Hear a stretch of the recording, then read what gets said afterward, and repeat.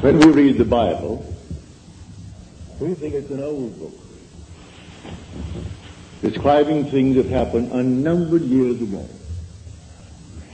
As I tell you, it's contemporary. You read about the flood, and we think, well, certainly that happened unnumbered. If it ever did happen, it happened unnumbered years ago. Well, this morning, as is my custom, I turned on the channel KFAC, that is a radio station. It plays through the day and night, 24 hours a day. Only lovely classical music, so you can read to that music. Only a few interruptions. On the hour, you get a 5-minute bulletin and weather report. But between 9 and 10, it's always a lovely piano recital, as it were.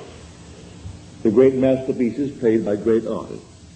And so I can sit down with my Bible and read as I listen to the music. And the one interruption that came today was an ad from the Herald Examiner. And they were advertising this paper as the one paper in our city that gives the facts, only facts, not embellished. No frills, just plain facts, all facts. That's why we should buy that paper, because it's simply filled with facts. Well, facts have overflowed the world like the flood. Man actually is drowned with facts, victimized by facts. It is in the imagination that everything lives, and not in its actuality, not in the fact. Unless imagination penetrates the fact, the deluge remains a deluge. We are now in the deluge. This is the flood. A man is in jail, that's a fact. And he knows he's there for X number of years, that's a fact. And he simply waits and hopes that in some strange way that he will get some early release from this confinement. He never uses his imagination, save in some violent way to get out, but to penetrate the fact. When in March of 1943, by using my imagination to penetrate the fact that I too was in prison in the army, but I didn't want any part of it. And so I simply penetrated the fact and saw myself in New York City in my own apartment with my family.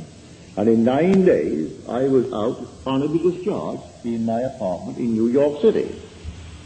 So I wrote a friend of mine who was in the army. He was my age. He was a Freudian, a professional psychoanalyst. But Freud was his background. That was his schooling. And when I wrote him in detail exactly what I had done, I didn't mince matters. I told him exactly what I did. How as I simply physically slept on my little bed in the barracks. I imagined I was simply elsewhere, and the elsewhere was a definite spot in space, in New York City, in my apartment. And what I did, I could feel the bed, I could feel the things in my house. I went about feeling all the familiar objects in my apartment, and I gave them all the tones of reality and all sensory vividness to the best of my ability. And I touched everything, and it felt real. Then I went back to sleep, and then I told them exactly what happened to me that morning. And then 9 days later, I was honorably discharged by the same man that had disallowed my application. He didn't answer my letter. Because in New York City, he used to come to my meetings as a friend, because he was so convinced that the Freudian concept was true. But he said, I come to your meetings for this reason, Neville. We knew each other well. He'd come home for dinner, I'd go to his place for dinner, but he said, I come to your meetings because you turn my daily bread into the substance of fairy. I sort of like that, he said. But when I listen to you, I hold the chair. And I put my feet right firmly on the ground to feel the reality and the profundity of things. You aren't going to take me away with you. You're going to leave me right here where things are solidly real, so I feel the place under my foot, and I feel the thing next to my hand, and I hold on tightly as you weave your story concerning moving off in one's imagination. So he would not penetrate the facts. So when did he get out? When the other millions got out. So he remained with his facts for the next 3 years. I got out in March of 43. He came home to New York City in 46, demobilized as the other millions and millions of boys were. He could not let go of the facts. This is the flood. No other flood. This is the flood. We are drowned with facts, victimized by them. Now, does the Bible teach this story of getting through the facts using my imagination? It certainly does. Now, let me take you into the 27th chapter of the book of Genesis, the first book, the book of the beginning. If you're not familiar with the story of Isaac and his 2 sons, they were twins. Let me just refresh your memory if you've forgotten. It is said in the story that Isaac had, that is, his wife had the 2 sons, Rebekah, but he was the father of the 2 sons, Esau and Jacob. It is said that Esau was a hairy one. He came out first. And then Jacob came out second, and he had no hair. He was completely hairless, while Esau was covered in hair from head to foot. But he was the first. One was called Esau, and one was called Jacob, because he came out second and supplanted the other. Now we are told that when the father Isaac was old, and his eye was dim so that he could not see, in other words, he was blind, he said to his son Esau, I cannot see, and my days are numbered. I want you to go into the fields and hunt, and bring me some well-prepared, tasty venison as I like it, savory venison. We are told that Rebekah, who loved her second son more than she did the first, overheard the conversation between Esau and his father. And then because she loved Jacob and wanted Jacob to get the blessing, for the father feels his days are numbered, and he must now give his blessing to one of his sons, and the first one must get it. So the mother told Jacob what she had heard, and then suggested that we take one of the kids from the flock, and we kill it, and take the skins of the kid and put it upon you, so that you will have the appearance of Esau. Esau thought otherwise. He said, suppose my father discovers it. Then Jacob said, suppose my father discovers it. And the mother said, leave that to me. It will be on my shoulder if he discovers it. And send Jacob into the field to bring a kid. Well, he took that kid and brought it tastily prepared for his father. He came quickly into the presence of the father. And the father said to him, come near, that I may feel you, my son, whether you are my son Esau or not. So Jacob came near to Isaac his father, who felt him. And then Isaac said to Jacob, the voice is Jacob's voice, but the hands are the hands of Esau. And then he blessed him. He gave him his blessing. He had no sooner left the presence of his father when Esau comes in now with savory venison. And the father said, well, who was it that came? For I have already eaten. Who came? And then he discovered it was his son Jacob who came with guile and betrayed him. But said the father, I have given him your blessing and I cannot retract it. And blessed he is. All will serve him. Everyone will serve him. Because I gave you the blessing and I cannot take it back. Now on the surface, you will say, now what is the story trying to tell us? Well, in this same book, in an earlier passage, we are told about the ark. build the ark with 3 decks, the lower, the second, and the third deck. Well, you think it's a huge, big building. Well, you use your imagination.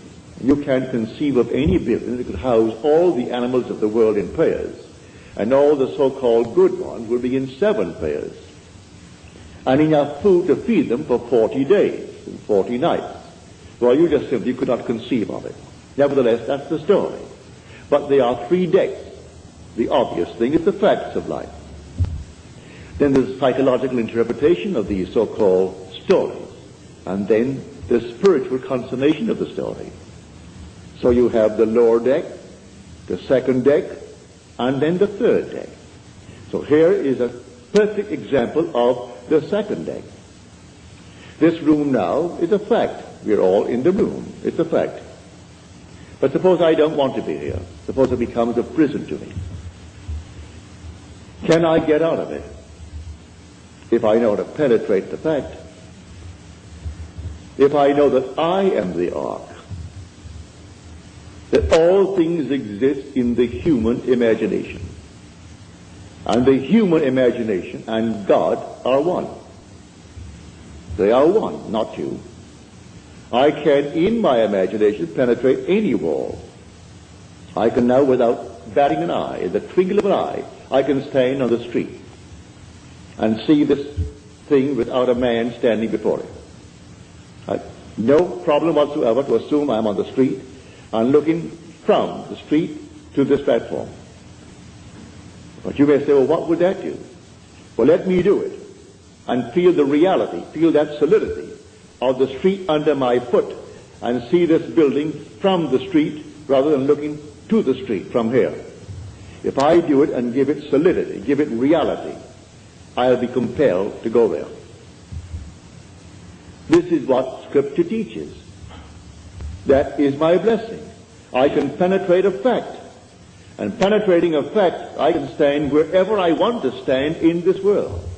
Then the promise is made, wherever the sole of your foot shall stand, that I have given to you.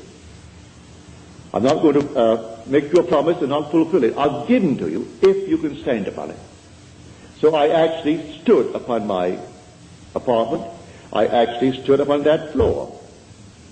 I felt the bed. I felt everything and gave it reality. My friend wouldn't allow himself to sleep in one place and assume that he was sleeping elsewhere, because that is a divided state of mind. He didn't want to become a split personality, and so he wanted to be completely coordinating. Well, he was coordinated, all right, for the next 3 years, all in one little spot in his barracks. And for 3 years he couldn't get out. Because, first of all, he wouldn't try it. Because I turned his daily bread into the substance of fairy. And so he did not answer my letter. I've reminded him a few times since. Why didn't you answer the letter? Well, first of all, it didn't make sense. And I don't believe, said he, that really what you did was the sole cause of your discharge. You always question it. Then I repeat it another time and tell him again what happened this time. Well, that would have happened anyway. You do it a third time. You do it a fourth time. Do you know if you did it 1,000 times, he would still say, do it once more. It will always happen, as far as they're concerned. It just didn't happen because you did something. These things would have happened anyway. So why do you analyze people then? Then let things happen. We are not the creatures of circumstances, said a man who bears your name, for his first name is Israel. And Disraeli's name is simply of Israel, Benjamin Disraeli. And he said, man is not the creature of circumstances. Circumstances are the creatures of men. He knew how to create things, all in his imagination. So he said, you bear the name of Israel, but you don't apply the story of Israel. If you only apply it, because these things are taught us in Scripture. Scripture is not secular history. This is contemporary. It didn't happen thousands of years ago. The flood is on. And this is the flood. The whole vast world is inundated with facts, like this prominent paper. It's the evening paper, the Examiner. And they're proud of the fact they only print facts. They don't embellish it. No frills, only the facts. Therefore, buy the facts. Well, I can buy the facts.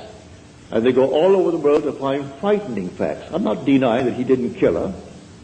I'm not denying that he did not receive a sentence of X number of years.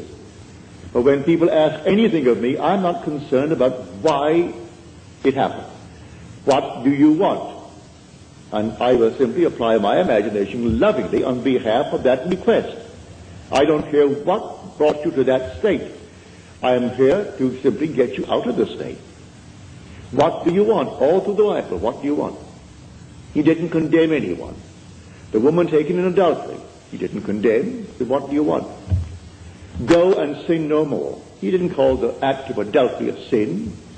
If she called it, or they called it a sin, all right, call it a sin.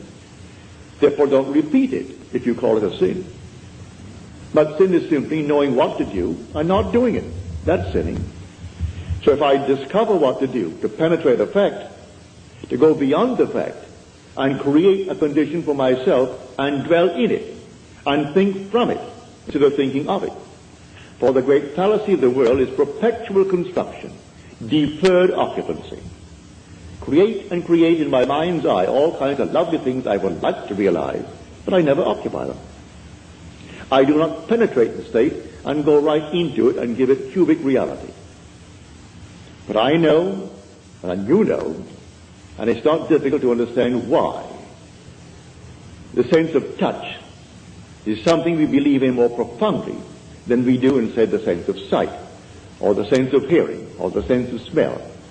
I stumbled upon this one day in a dream. In my dream, I came upon this huge big pillar, a pile driven into the ocean.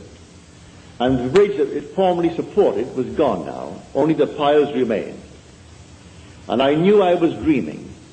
And I figured to myself, if I held that pile and I could touch it, and if it seemed to me solidly real, what I'm going to do, I'm going to hold on to that pile. In the dream, I know it's a dream, but I'm going to hold that pile as solidly as I can and compel myself to awake holding the pile. Well, I did. I held the pile with all of my might. And I said, now, Neville, you know you're sleeping. You know that you're dreaming now. Awake. And I awoke in the water. I'm actually holding that pile, and I'm standing up in what formerly I knew to be a dream. It ceased to be a dream. It's real. I'm in a world just as real as this. And here I am holding this enormous pile, and it's in the East Indies, not the West Indies where I was born. It was in the East Indies, a very primitive area. And then some animal came down to the beach, a strange-looking creature. And at that moment, I was panicky. And that moment of shaking emotion, and I woke on my bed in New York City. But I discovered that secret of feeling. So he said, come close, come near, that I may feel you, my son. He heard the voice. He said, your voice is the voice of Jacob. Come near, let me see really if you are Esau. And he did it by feeling. And so, lying on my bed one night, right here in Beverly Hills, many years ago, it must have been 14 or 15 years ago, I suddenly became aware that I am seeing what I shouldn't see. I am looking into the most marvelous interior of a plush hotel. It seemed that way to me. And so consciousness followed vision, and I found myself in the room. But I knew I was on the bed, so I came back to the bed. I'm still seeing the interior of this room, and I went back into that room. I came back again. I must have done it 12 or 20 times. It was fun, going into the room, and the room was just like this, real. Then I came back to the bed. Now, I said, I am now going to explore. Regardless of consequences, I am going to explore. And so, I went into the room. It seemed like a room 30 by 20 from the bed. When I entered it with the decision to explore, the room closed upon me and became a third of itself. Say it became 10 by 7. And I found it was a dressing room for a huge big suite, beautifully done, but it wasn't yet occupied. It was there to be occupied, but the room at the moment, that is the suite, was not occupied. And I thought, well, now I'll go through the door. I didn't go through like some gossamer. I opened the door with my hand and I walked right through that door. I was solidly real to myself. Then I walked down the corridor. And the corridor that I walked down was intersected by the main corridor. And all the lights were on. And two ladies were coming down that corridor, the main one. But I knew this thing began as a dream. So I knew, well, all ends run true to origins. Therefore, if the origin is the dream, this is the dream. So I say to the ladies, ladies, this is the dream. This whole vast world is a dream. And then they were afraid of me. Who wouldn't be afraid of a man that suddenly appears on a place in your, I would say, walking, and tells you this whole vast world is a dream? You would think he's nuts, he's insane. And so they thought I was insane, and they got just as far as they could from me, and walked right next to the wall, duck style, one behind the other, and looking at me very suspiciously. Then I saw this object hanging from space, and it reminded me of a similar object I had seen in a friend's home in North Hollywood. So I say to them, look, see this? And I held it, and to my surprise, it isn't gossamer. This is not an after image. This is not a memory image. This is real. The thing is solid. Well, I held it, and by this time they were way down. They took one great look as they looked back at me, and then darted into the main room. And here I am standing alone, holding on to this thing. I said to myself, Neville, you know this is a dream.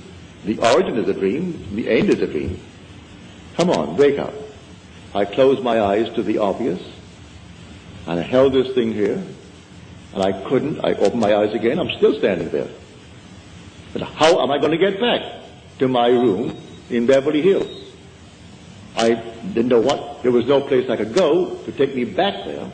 But I remembered, feeling is the secret. I'm holding this here now, and it's real. It's solid.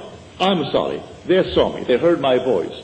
And I walked on, and every step was solidly real as walking on here now. So I imagined that my head was on a pillow. When I could feel a pillow under my head while I'm standing, I suddenly felt myself in a horizontal position. And my head is on a pillow. And then, all of a sudden, I could feel that pillow. But I was cataleptic. I couldn't open my eyes. I couldn't move a hand. Couldn't move a finger. And here I am, a living being in a dead body. So I said to myself, well, they'll find the body tomorrow morning, and they've got to cut it up because I'm insured for a little bit. And to prove that nobody took my life, they have to cut it up to find out why he died. Always have to ask that question. And they'll give it the name. If they can't find it, they're going to give it a name anyway. So here I am, couldn't open my eyes, couldn't move my hand. In about 15, 20 seconds, which seemed much longer than that, my little finger, I could move it. And then I could move my hand a bit. Still couldn't open my eyes. And we were sleeping in a double bed. So I pushed my hand out, my left hand, and I could feel the warmth of my wife's body. Pardon me. At that, I knew I was back on my bed. In another 15 or 20 seconds, I could, with great effort, open the lids of my eyes, and here came all the familiar objects on the walls, on the bureau, and everything returned to consciousness. Now, I stepped into a world just as real as this. I am telling you, there are worlds within worlds within worlds, and they're all here right now. Just like turning on a radio. And you turn it yet ever so slightly, and you have a new wavelength and a new station coming in, bringing something entirely different, and they're not interfering with each other. And these worlds are all here now, and they're people, just as we are peopling this world. And they're just as real as this world. It's terrestrial. And it doesn't, you don't walk for it. I was on the bed. I seemed to walk into it. I would say, 10 feet away? But the same area permeated the bed, and the bed did not obstruct it. And that world into which I stepped did not obstruct the house that I lived in Beverly Hills. It's all here, the whole vast world. Worlds within worlds within worlds. So I tell you facts or the flood. That's the deluge. There was no other kind of flood. We are actually inundated with the facts of life. And these facts, we change them every day. Today, this is the cause of so-and-so. Tomorrow, that's not so. It's another cause we found. And then the next day, another cause. But while we haven't found the next cause, we believe that to be the fact. And we worship the facts. So I tell you, all things are in the human imagination. Man is all imagination. And God is man. And exists in us, and we in him. The eternal body of man is the imagination. And that is God himself. There is no other God. It's all your own wonderful human imagination. And the one thing the whole vast world aches for is the awakening of the imagination. And when it comes with the birth of the promised child, which sets a man free from the horrors of this world we call the world of nature. For nature is simply that principle on which depends the sameness of forms in transmitted life. And so the thing goes over and over. Haven't you observed a year that at a certain time of the year money is tight? All of a sudden it flows, and then at a certain time of the year it's tight. Why? It's a habit. It's a transmitted state. You fix that fact in your mind's eye, and if you got $50,000 today, and say it's the month of December when it's always tight, you're going to loan the money out or give it away before December comes by. So when it comes by, you're going to be tight again. It's a peculiar, I would say, slavery, this thing called nature, in the sameness of forms in transmitted life. Now, you can penetrate the fact and break it. And that's what we're here to teach. I come not to abolish the law and the prophets. I come not to abolish them, but to fulfill them. And tell you the real law. It's not washing your hands before meals, although that's a very nice, clean thing to do. It's not giving certain diets, doing this, that, and the other. He explains that the entire law is psychological. He takes one of the commandments, which is a graphic one, to show you how everything must be interpreted psychologically. He said, you have heard it said of old, you shall not commit adultery. But I say unto you, any man who looks lustfully upon a woman has already committed the act in his heart with her. But what man hasn't? What man has not violated that? So he tells you the whole thing is a psychological thing. You can't restrain the impulse, because you may restrain it based upon 1,000 different reasons. Maybe you are afraid of the consequences. Maybe you are afraid that someone will find out. Maybe you're afraid of this, that, and the other. But the impulse was there, and he tells you the impulse was the act. Well, if the impulse was the act, then creative acts are imaginal. For it was an imaginal act. So I have to observe my imaginal acts. For the imaginal act is a fact. It's going to actually become a fact and then confront me. Here was a lady in San Francisco. He said, my brother, and she said to me, I think he's innocent, but I do not know the facts of the case. But he was given 6 months at hard labor. He was in the army. And I don't think my brother should get 6 months hard labor in the army. I said, you want him out? He said, certainly I do. I said, I'll tell you what, that you may try it, so you can give all praise to yourself and not to me. You do it. But what must I do? Well, if he was out, would he come home? Oh, yes, he'd come straight to my place. All right. And if he came to your place, what would you do? Well, she said, I would throw my arms around him and kiss him. Feel him. I said, all right, do that.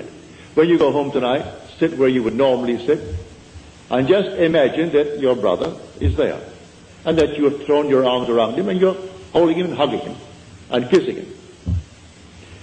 The next Sunday morning, in my meeting in San Francisco, that woman could rise and tell this story.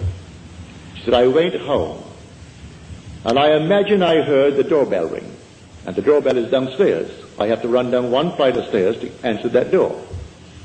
So I heard it ring, and I ran downstairs, and I flung the doors open, and here stood my brother. I went back upstairs. There was no brother, but I did it so vividly, it was almost like a disappointment that I didn't actually see him standing there. But it seemed so real to me. Well, a few days later, she's sitting upstairs, and the doorbell rings. She said, I almost broke my neck to get downstairs, because I knew what was going to happen. And here she threw the door open. Here is her brother. And she stood up in the audience and told that story to the 1,000 who were present that Sunday morning. And they all saw. No one, I presume, would go and verify it. I trusted her implicitly. If she lied to me, well, then it's entirely up to her. But I'm convinced the whole thing was true. I don't check you. I believe you when you tell me that it happened. But the thing is to practice. We are the operant power. And the flood is on. Let no one tell you the flood is over. And the flood is deeper and deeper because we're more and more inclined for facts. We want the facts of life. You want the facts? Well, you make the prison walls all the thicker. But learn how to penetrate the facts. And as you penetrate the fact, you must go to a certain objective beyond the fact. What do you want now? Well, then you go into the state of the wish fulfilled. What state? The state you decide. You determine what you want in this world, and you go right into that state. And then ignore the facts. Suppose the facts now still denies what you did. It doesn't matter. Let the facts remain. They'll dissolve. They'll all dissolve because you are going to remain faithful and you will occupy the state. No longer are you going to construct it and not occupy it. You're going to occupy the state. And as you occupy the state, it's going to work. You can do that with a job. A friend of mine in New York City, he came from out west. He was an engineer.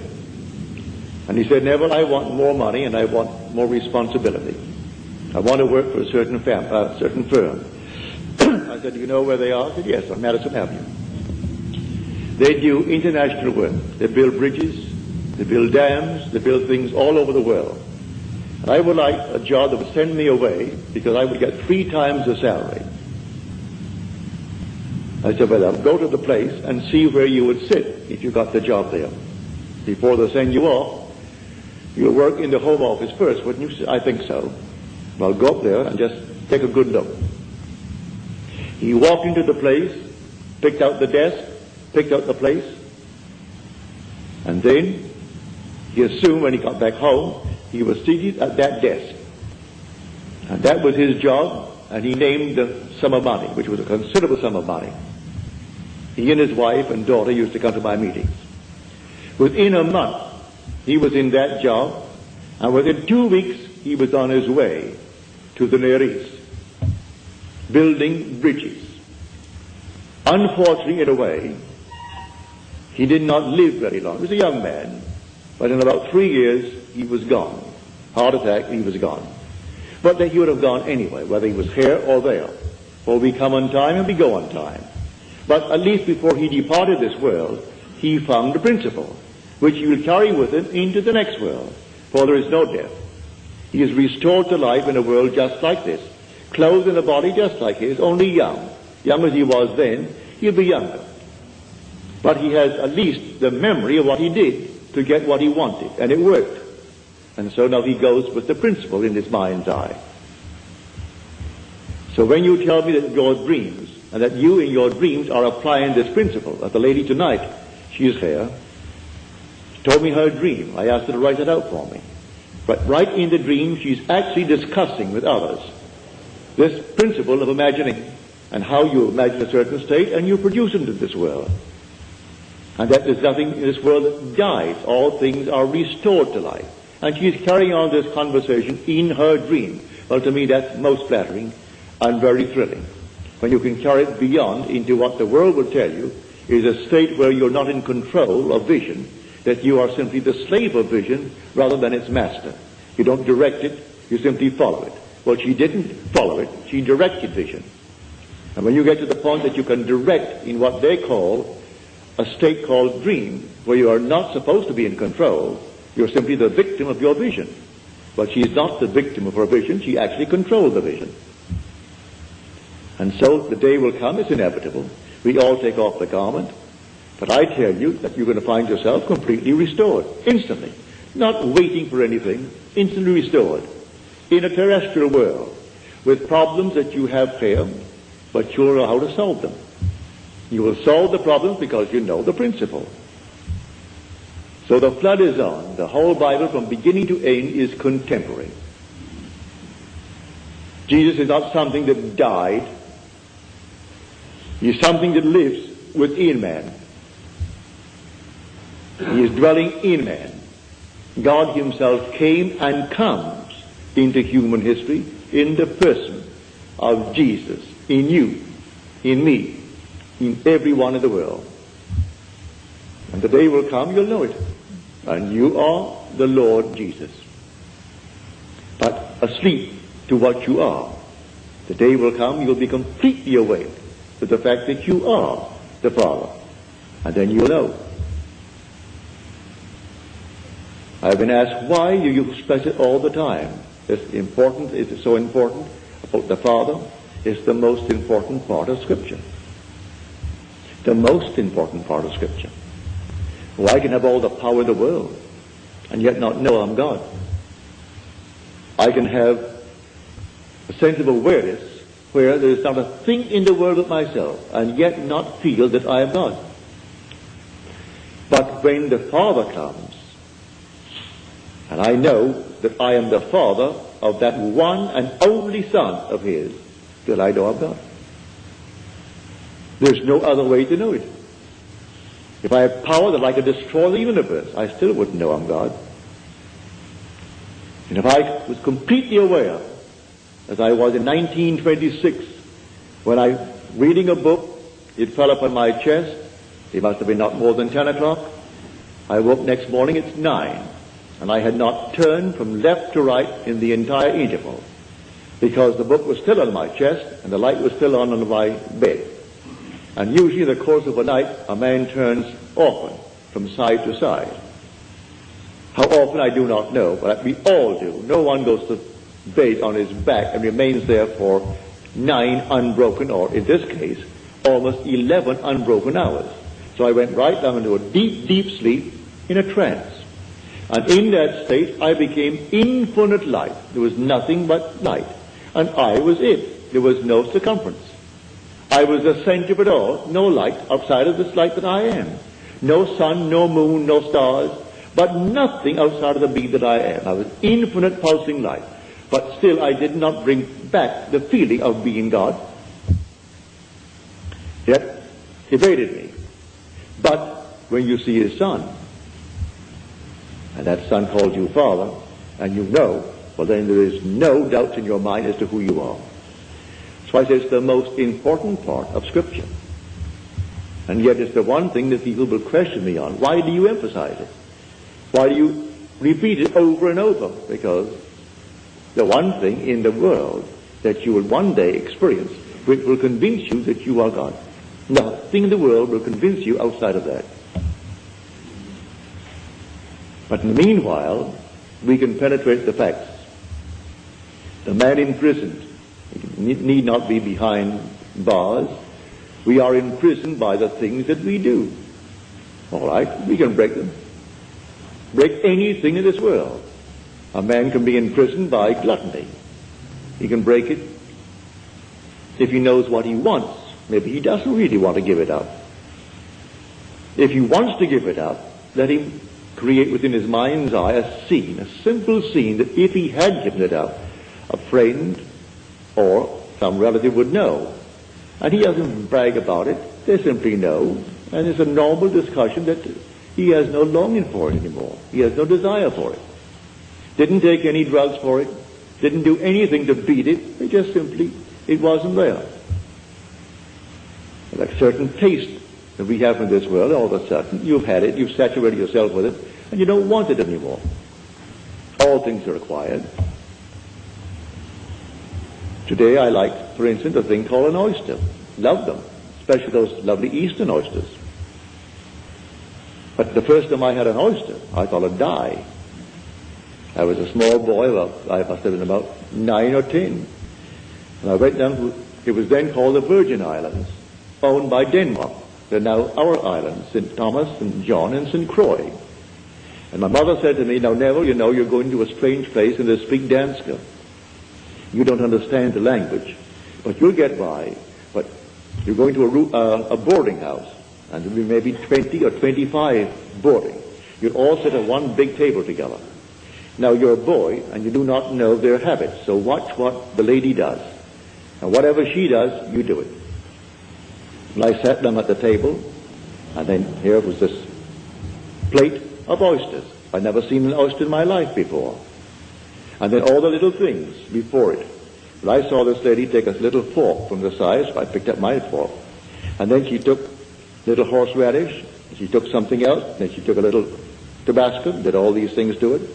Then she stuck it into this oyster and dipped it into all that she had done. She closed her eyes and she ate as though you had honey in your mouth. I expected the same thing, so I did the same thing. And when I got that thing in my mouth, Lord, it wouldn't go down. I couldn't bring it up. I'm not supposed to bring it up. Mother told me that. And so it stopped. But the funny part about it, I not only had that one, I looked up to find there were 5 others. And they had to go down. Well, that was my introduction to oysters. But now today I love them. I acquired the taste of oysters. The first time I had a drink, well, I can't tell anyone that it was something like honey to me. But I acquired the taste, and today I thoroughly enjoy a drink. I try not to go beyond a certain point, because I want to keep my faculty alive. But I enjoy a drink. I've tried and tried and tried to acquire a taste for smoking, and I can't. Therefore I gave that up when I tried it for about 6 months. I couldn't do it. I was then only 21 or 22, and I couldn't seem to enjoy a cigarette or a cigar or anything. It made me sick. So I gave it up. Never acquired it. But all the other things we have acquired. You don't come into the world with these tastes. You acquire these tastes. You can acquire the taste of living in comfort. You can acquire the taste of living as a gentleman, as a lady. Acquire the taste. You want to actually live like a lady, live like a gentleman, with no pressure to pay the rent, no pressure to do these things. All right. Assume that you are that lady, you are that gentleman. Penetrate the facts. The facts tell you that you're not. You don't have it. Penetrate the facts and live in the state as though you had it. And may I tell you from experience, you'll have it. You will actually have it. Don't ask me how. The ways and means are contained within the state that you enter.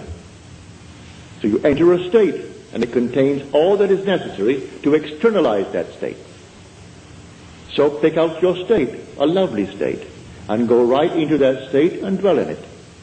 I call that occupying the state and thinking from it instead of thinking of it. Just as you now think from your present state with all the facts around you to anchor you into it, get into another state, all in your imagination, and the facts will appear to anchor you into that state.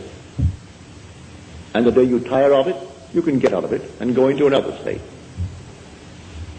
You know, when you move into a new home or move into a new city, you have to actually adjust yourself to it. Well, you are the pilgrim passing through unnumbered states.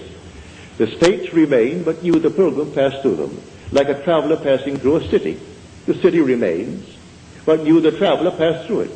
So you go right into another city. You don't rub out the state. Poverty remains a state, where a man who was once poor moves out of it. So he moves out of poverty into the state of affluence. But he doesn't destroy the state of poverty. Anyone can fall into it.